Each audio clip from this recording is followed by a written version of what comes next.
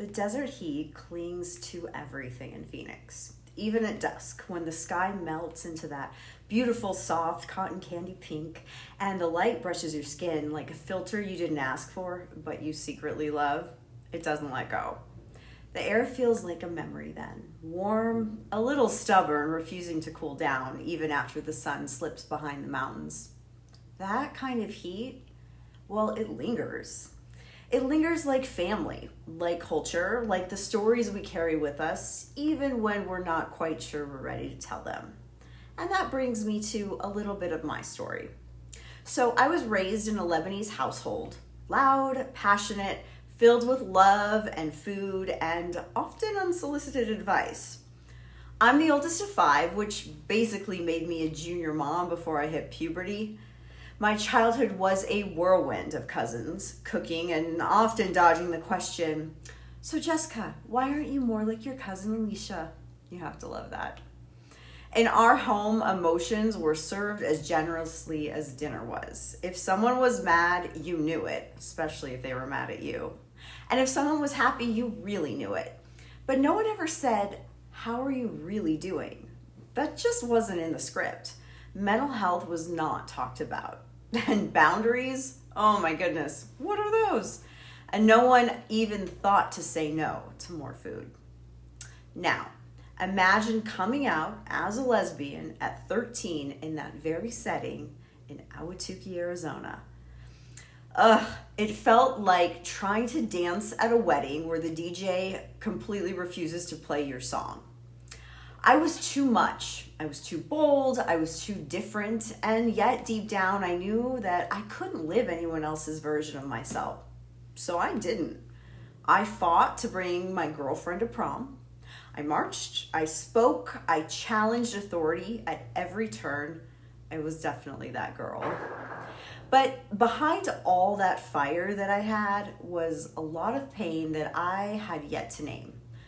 I developed an eating disorder that completely hollowed me out from the inside. I tried to numb it all, my feelings, my body, my identity, with whatever I could, whenever I could. I wore the mask of perfection. I was a swimmer model and the life of the party and always trying to keep everything together while I was quietly falling apart. Recovery for me did not come as a miracle. It came as a decision. The other one, then 100 more after that, and I had to relearn how to feel safe in my own skin, how to ask for help, how to stay even when every single part of me wanted to disappear. And through it all, my culture remained a thread, sometimes pretty tangled, sometimes really frayed, but it was always there. It reminded me that I come from people who survive, people who rebuild after war, after loss, and after silence. And it taught me how to hold joy and grief in the same breath, which is often really hard to do. And that's something I find that Lebanese women are especially good at, especially my aunts. So we cry when we cook, we laugh when we fight, and we love harder than anyone you'll ever meet.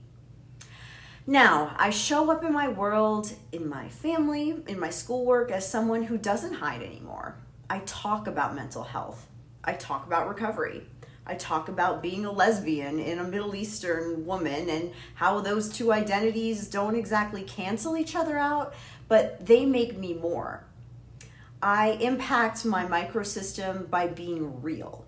Whether I'm helping a friend through something heavy or advocating for LGBTQ students or simply showing my younger siblings what it looks like to live fully, flaws and all, I'm modeling something we weren't always shown growing up, and that's authenticity. I absolutely celebrate being Lebanese. I celebrate being a lesbian. I celebrate that I've walked through fire and I've came out of it not only alive, but vibrant and happy. So why does my culture matter? Because my culture's been the thing that shaped me. It shaped my resilience, my voice, my loyalty.